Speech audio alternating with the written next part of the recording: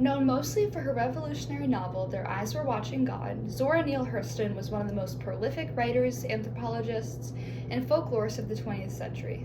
Hurston is often recognized for her literary accomplishments, having published 4 novels, 2 books of folklore, an autobiography, numerous short stories, and several essays, articles, and plays. But Hurston's academic and professional landscape expands well beyond the confines of writing.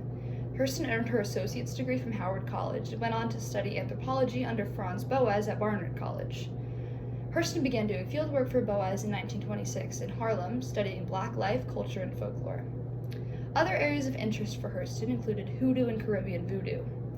Hurston did much of her fieldwork in Eatonville, Florida, where she spent most of her childhood. Her fieldwork in Eatonville can be seen as a validation of Native anthropology, something that was quite controversial in the field at the time. Hurston held other positions of note during her lifetime, including being a drama teacher at a North Carolina college in Durham. She also established a school of dramatic arts at Bethune-Cookman College. Hurston also worked as a substitute teacher and a librarian in her later years.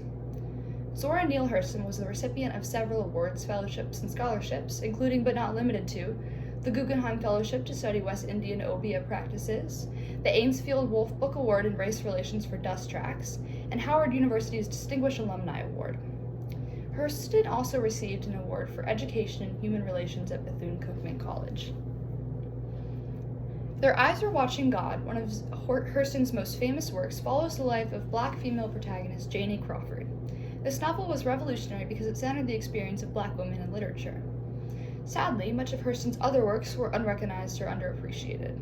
Most famously, Hurston co-authored the play Mule Bone with Langston Hughes, but her contributions are not as recognized as his.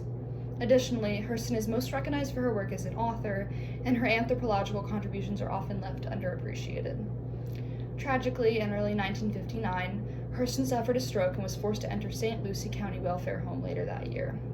She died shortly after her admission on January 28, 1960. During Hurston's lifetime, much of her work went unrecognized, and she was often underpaid and remained in debt and poverty. Due to her unfair finances, Hurston was buried in an unmarked grave in Fort Pierce.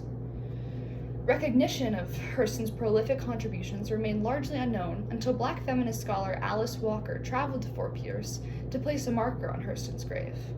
Walker later published In Search of Zora Neale Hurston, launching a revival of Hurston's legacy.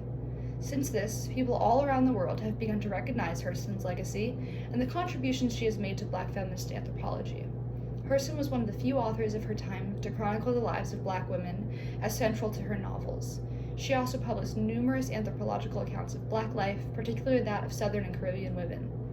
To this day, Hurston remains one of the central figures of Black feminist anthropology, and many other amazing scholars are still heavily inspired by her contributions to the field.